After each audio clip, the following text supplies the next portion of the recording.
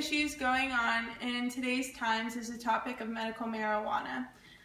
Everyone has an entitlement to their own opinion, but if you give me the next 5 minutes of your time, I can shed some light on this topic. Medical marijuana should be legalized throughout the United States because of all the good it could do for people with medical issues. In my persuasive speech, I am going to tell you all the reasons why medical marijuana should be legalized. There are so many inaccurate concepts about marijuana that have been implanted in our minds that are far-fetched from the truth. Today I'm going to try my hardest to shed some light on all the good marijuana can do for someone's health, mind, body, and soul when they are inflicted with depression and diseases or pain. First of all, I would like to give you some background information of medical marijuana. It's hard to have an understanding of something when you don't have any background information. Heinrich and Mather wrote in a 2001 article published in the American Journal of Nursing that the cannabis plant was first used for medicinal reasons 5,000 years ago. It was introduced to Western medicine by a British physician in 1839 who found the drug to be safe in treating rabies, rheumatism, epilepsy, and tetanus.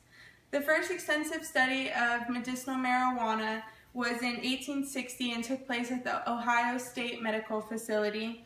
Their studies concluded that marijuana was good for stomach pains, childbirth, psychosis, chronic cough, gonorrhea, and neuralgia. Even though marijuana was around for thousands of years, in 1930, after the Prohibition, they found it as an intoxicating new drug. In 1970, a new law prohibited the use of medicinal marijuana.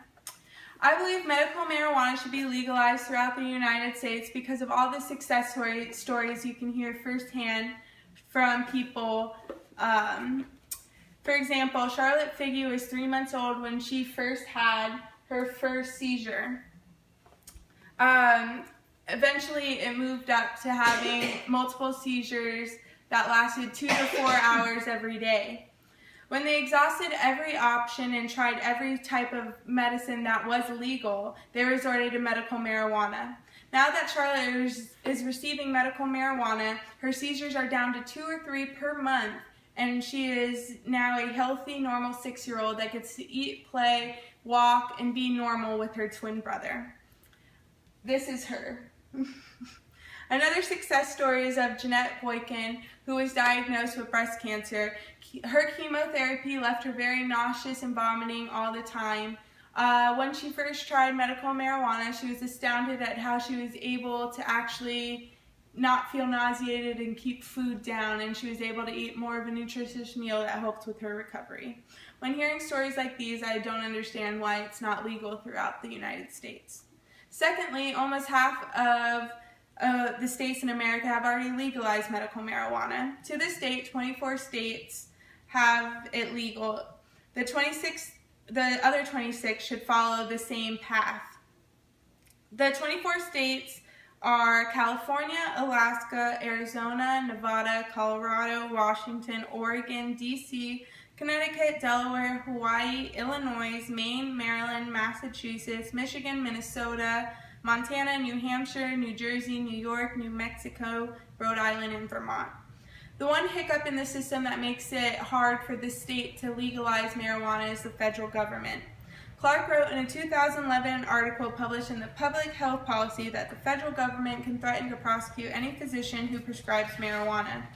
The reason why the federal government will enforce that kind of stipulation is because marijuana is listed as a Schedule I drug, and possession of a Schedule I drug is illegal and can only be used for research procedures.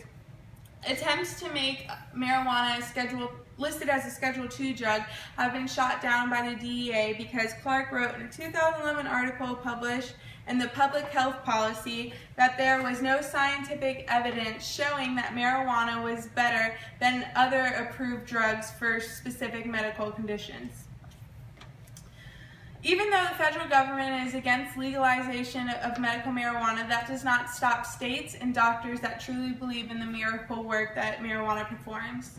Charvusa, Friedman, and Stein wrote in a 2008 article published in the Journal of Addictive Diseases that a survey was performed with 960 family physicians, general internists, obstetricians, gynecologists, psychologists, and additional specialists, 36% believe prescribed marijuana should be legal and 26% were neutral to the proposition. Last but not least, there are studies that have given us proof that medical marijuana does help people with certain illnesses.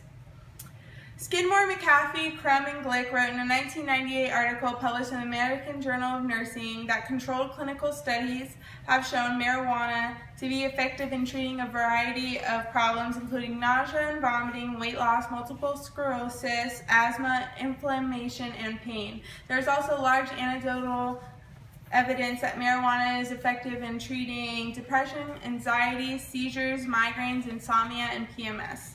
If medical marijuana can help these people, I don't understand why it's not legal yet, and we need to take a stand.